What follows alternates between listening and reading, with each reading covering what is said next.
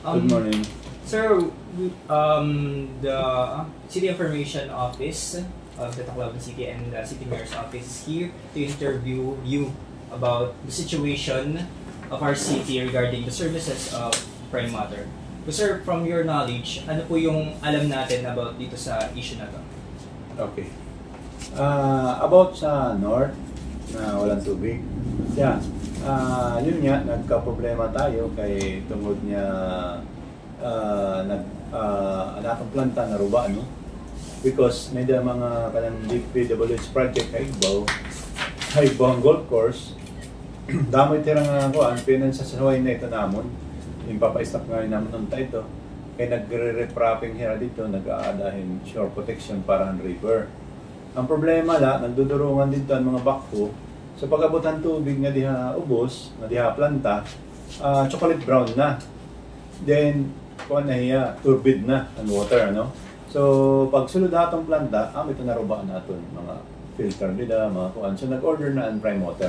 Actually, this week daw, maabot na. Diretso na nila, maayod dito, matataod na. Ito na hinungdan ito. Actually, dirigay ito sa lahang Prime Water. May dagod sa lahat ito dito Igbaw ang mga DPWH. Tapos, papaspasan ito ng Prime Water ang atong project from Pastrana to Tacloban, yung bagong nga pipeline. Ito kasi nga pipeline, dapat tapusin nila ito yan dapat na tapos nila May. Ang problema, nagkaada yung extension, kaya tungkol nag-oppose ang Pastrana, pero nag-oppose naman latira, undang ito yung 1 month. Ang sanggunian ng Pastrana, nag-oppose, gusto nila mag-regstorya, diriyan yung papaagi ito ng pipeline, sa little delay.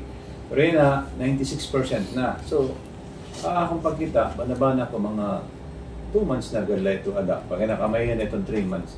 Once nga may connect na natin ito, 10 million liters ito per day. So, ang ginalan na norte is 3 million lang. So, may napag na 7 million, yung mabalik na di Tacloban. Magmamaupay na itong tuwan. Tapos ikaduha, may na kita tanggil at didaha, may reservoir kita Igbaw EBMC. Na natin siya rin, di rin nakakaapas nga ito pag-distribute nga ito norte. Kaya ito natin backup.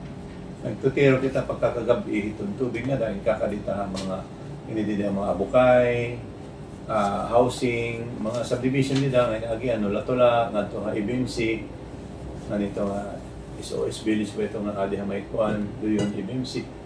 Ikato na ito nga norte. Kaso hindi pala hapuan naubos na, hindi na nakakabutan norte. Isang kinalang tago ito nga kabalawan nga planta.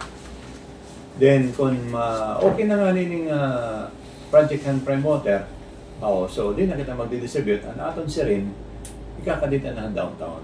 Magmamakusog na ang mga reklamo di downtown niya, sagkahan, perinyal man go dito ira, hindi na naman sagkahan, kaya ito nagkasuga dito dito, tungod niya, nagpapump ito mga balay, so namawaray talagang tubig.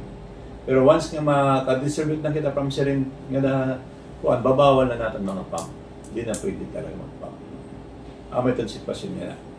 Sir, regarding po dun sa sa kino-construct dun sa may golf course na nakakaantala po dun sa may ginawa po ba tayo dun para po mapaigil sila? Yeah, nagreklamo na tayo DPWH.